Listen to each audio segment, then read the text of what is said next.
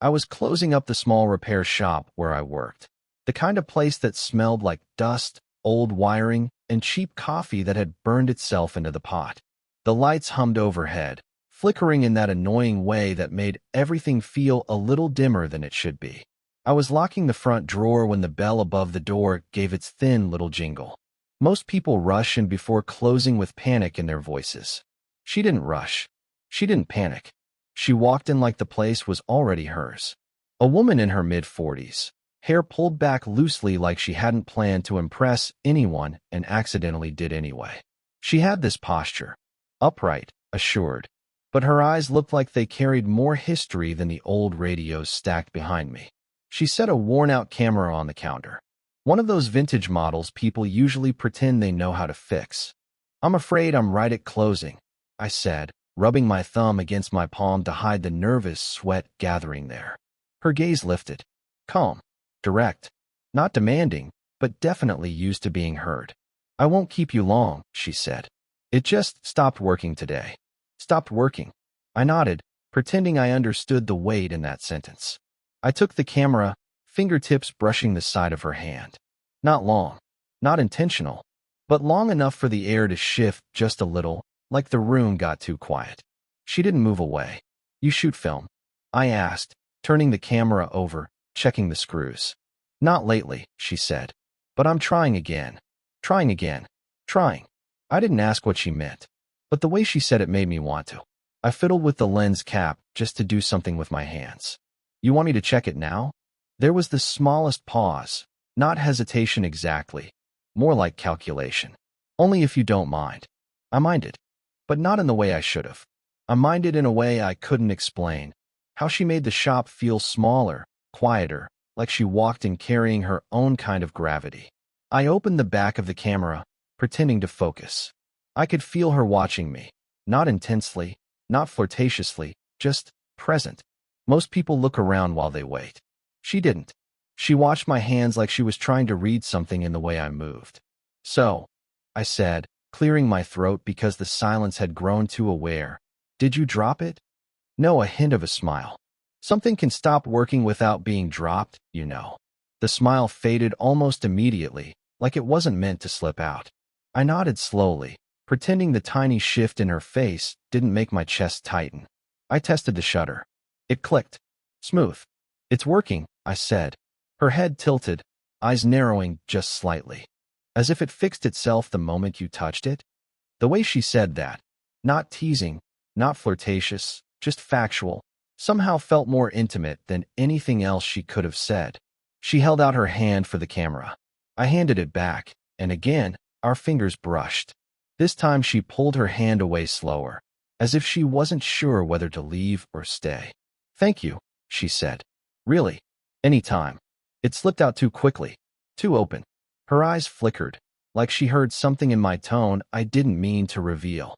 She didn't answer, just nodded once, turned, and walked out with the same measured quiet she arrived with. The bell above the door jingled again. The hum of the lights returned. The shop was the same as before, but I wasn't, because before she left, she looked back. Just once, over her shoulder. A half-second glance I shouldn't still be thinking about, but I am. And it's the reason everything that followed felt inevitable. She came back 3 days later. I wasn't expecting it. I'd convinced myself the moment in the shop, the glance, the quietness, the strange shift in the air, was just something I imagined.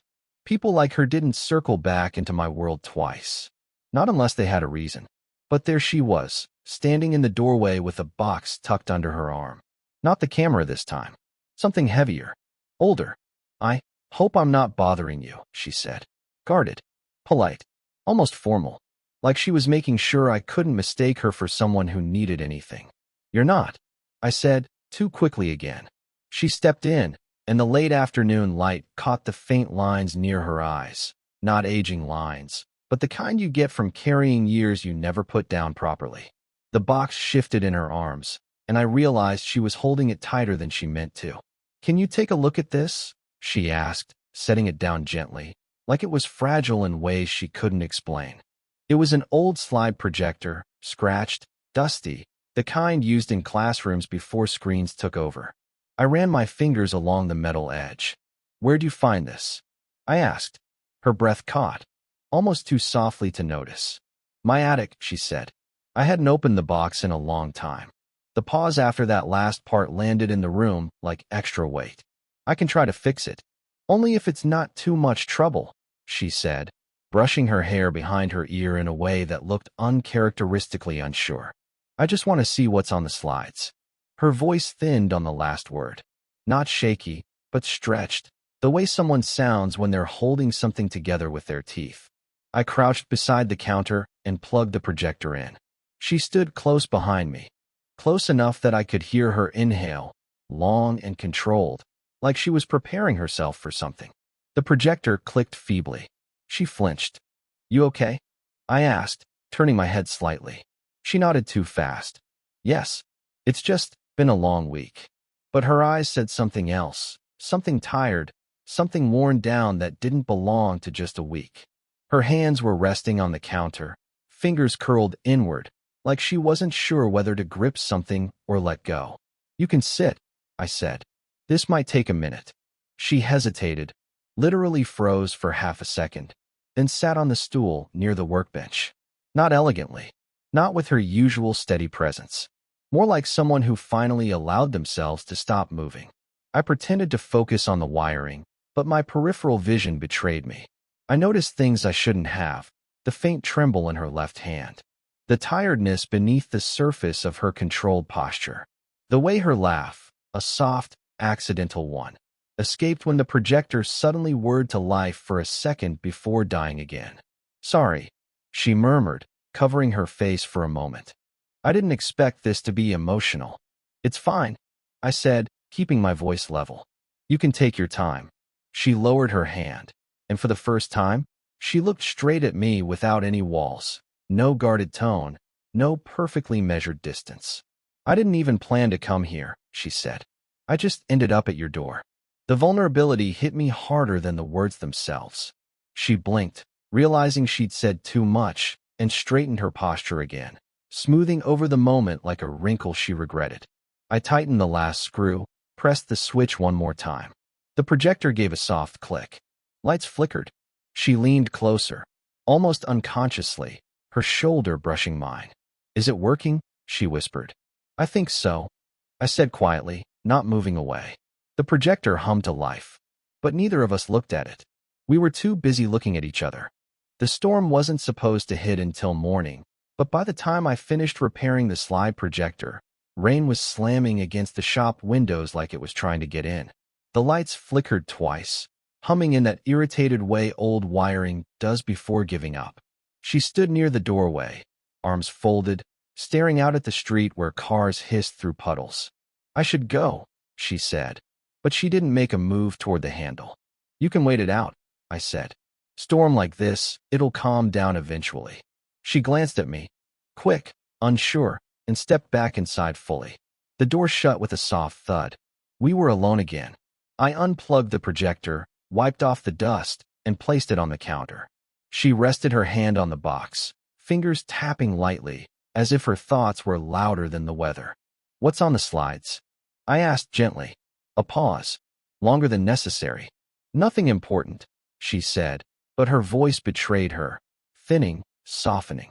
Old life, old versions of myself, things I probably shouldn't revisit. Then why revisit them? She tried to smile, but it came out tired. Curiosity. Or maybe, I don't know. Maybe I just wanted someone else in the room when I opened them. The air between us wasn't romantic, not exactly. It was quieter, more fragile. Lightning lit up the shop for a split second, reflecting in her eyes. She looked down at her hands. You ever feel like you made choices too early in life? She asked. Like you closed a door before you realized what was behind it. She didn't lift her head when she said it. It was almost like the question wasn't for me, just something she needed to release into the room. Yeah, I said, matching her quiet tone. More than I'd admit. She finally looked at me. Really? I shrugged. Everyone has something they wish they'd touched differently, or held onto longer. Her breath caught, almost invisible, but not enough to miss. A subtle shift of her shoulders. A faint tightening of her jaw. Not anger, something else. Recognition, maybe. Or warning. Before either of us could say more, her phone buzzed on the counter. The name flashing on the screen. Daniel. She stiffened.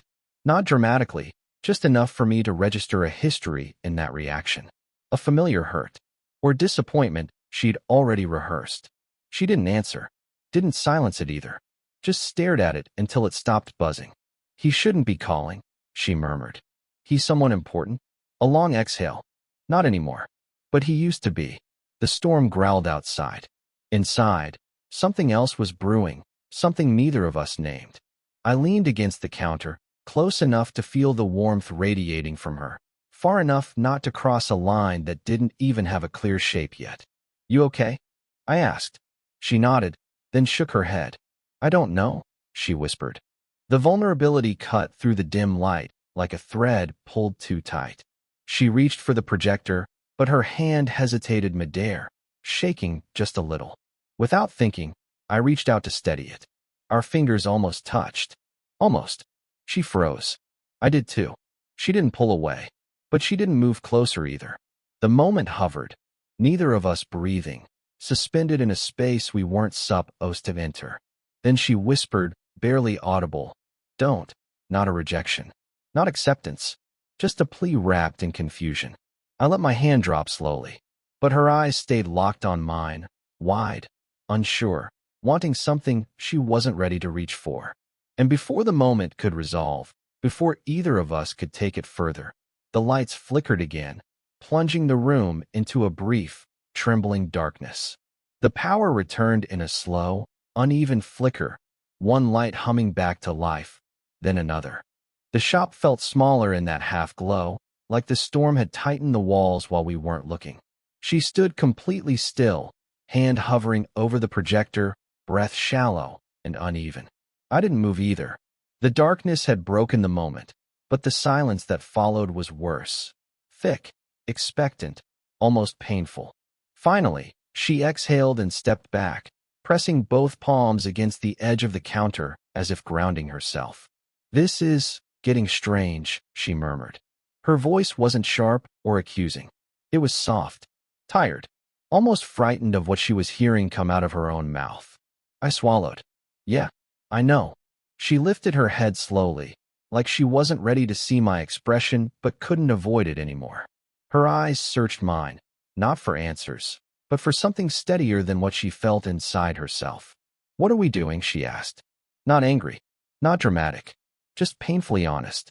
The question hung between us, heavier than the storm, heavier than the projector, heavier than the box she carried in earlier like it held her past. I opened my mouth to speak, but nothing came out. Because I didn't know. Because anything I said might be too much, or not enough. She looked down again, rubbing her thumb against the inside of her wrist, a small repetitive motion that betrayed how frayed she actually was. "I don't usually let myself." She stopped, jaw tightening. "I don't get pulled into things like this." "Like this?" I echoed quietly. She winced, just barely. "I shouldn't even be here. I'm old enough to know better." The words cut sharper than she intended, like she was scolding herself, not me. I stepped closer, but not close enough to touch. "You don't have to explain," I said. "I do," she whispered, shaking her head. "Because if I don't, I'm just pretending this is normal. And it isn't.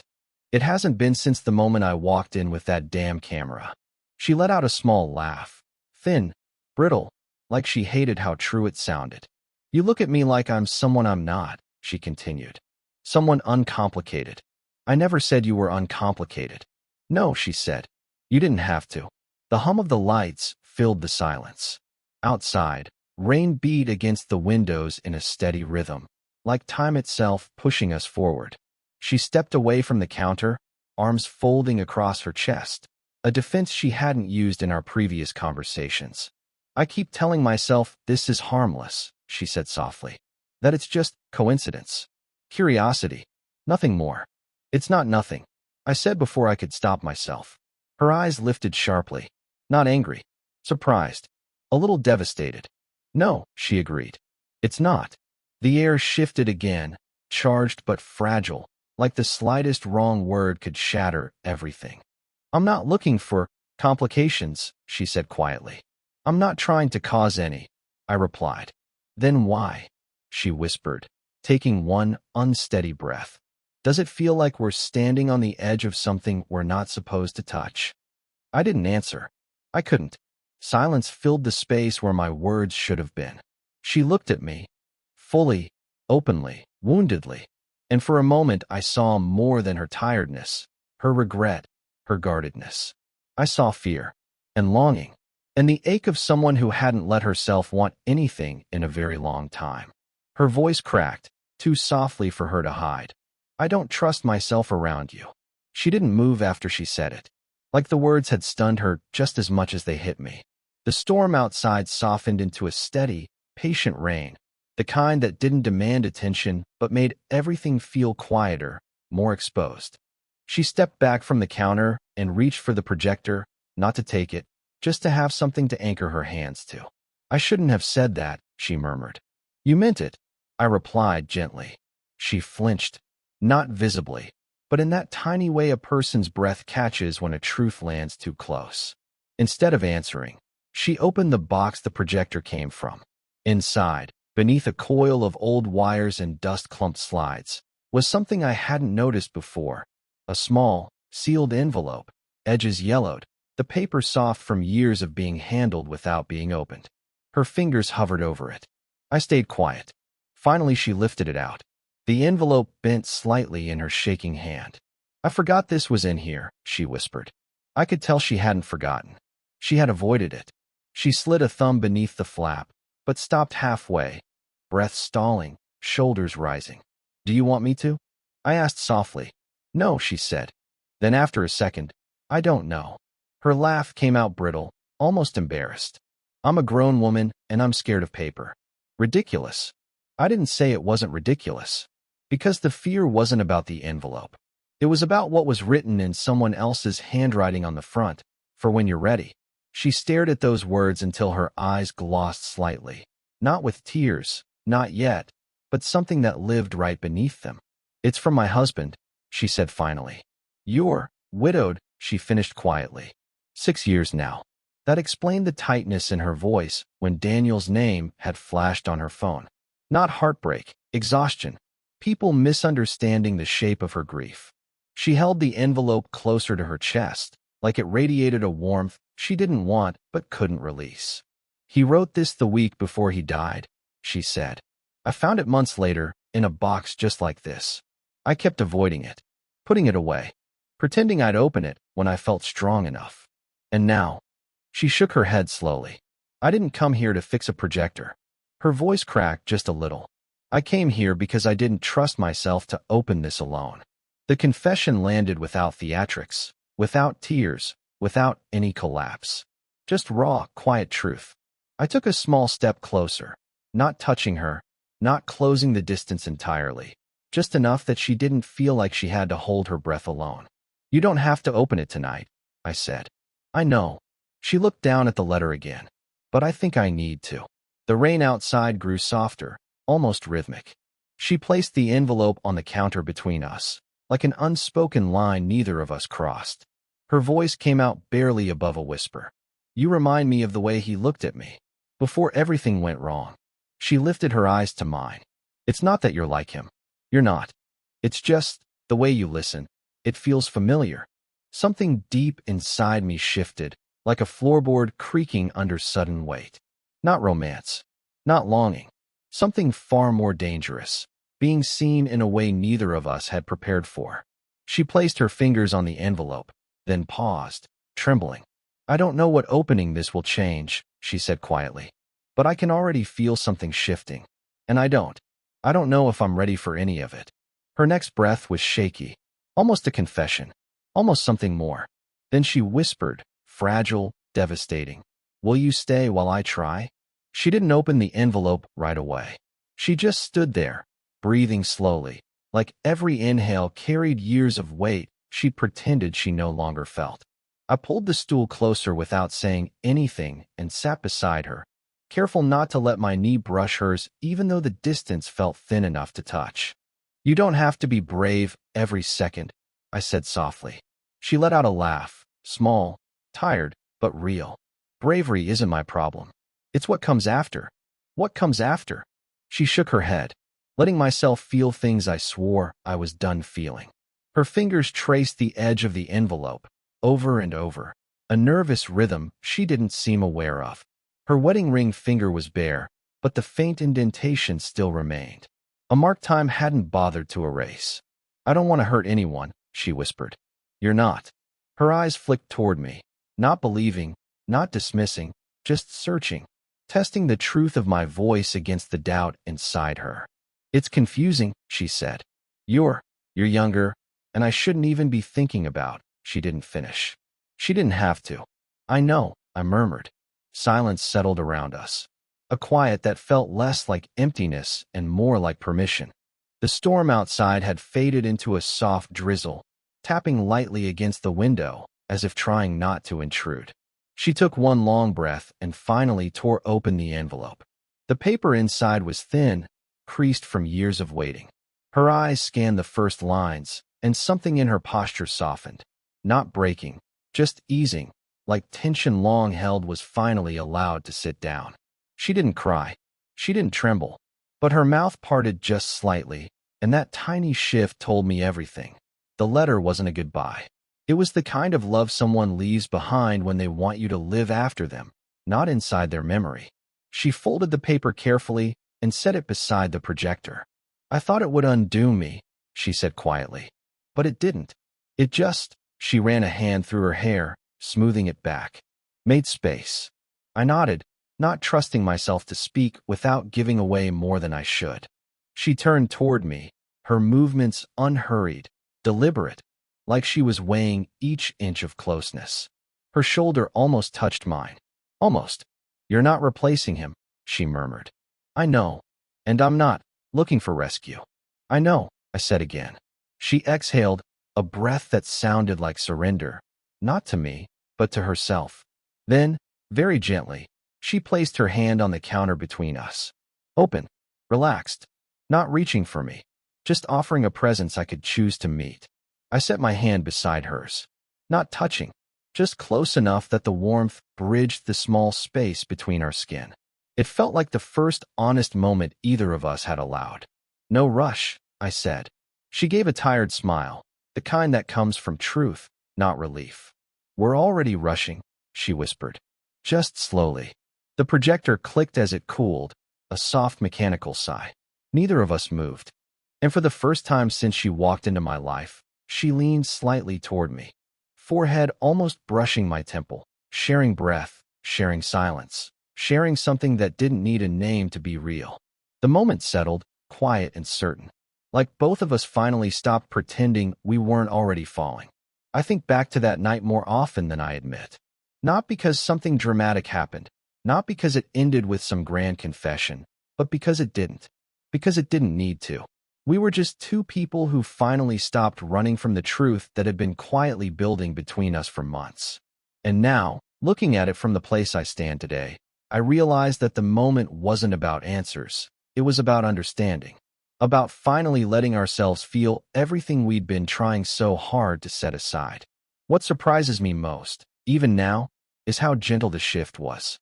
There was no sudden surge or cinematic intensity. It was soft, honest, almost ordinary. The kind of moment you don't notice fully until much later when you replay it and think, oh, that's when everything changed. I think we both grew up a little that night. For her, I think it was the first time she allowed someone to stay, not because she needed them, but because she wanted to. She had always been good at being her own anchor, strong, self-contained, quietly guarded. But that night, she let the guard rest for just long enough to show that there was a whole world under the surface, and she trusted me enough to let me see it. That trust alone felt like its own kind of confession. For me, it was realizing that love doesn't always arrive loud. It doesn't demand. It doesn't threaten to fall apart if you don't catch it fast enough. Sometimes it slips in during the quiet moments, in the softness of breathing the same air, in the way two people lean just slightly closer without thinking, in the silence that feels full instead of empty. And maybe that's why that night still sits gently in my memory. It wasn't about claiming each other or defining anything. It was about choosing to stay in the same moment without rushing ahead or looking back. It was the first time I understood that love isn't a decision you make once. It's something you keep choosing in 100 small ways. When I think of her now, I think of how much both of us have changed. A little softer, a little braver, a little more aware of how fragile and beautiful connection can be when it's built slowly, without pressure, without pretense. We learned that closeness doesn't need fireworks to be real. Sometimes all it needs is two people sitting side by side, letting the quiet speak. I carry that night with me not as a perfect story, but as a reminder. Love grows in the spaces where we stop pretending we don't feel it. And if this story made you feel something, let me know in the comments. Would you want more stories like this?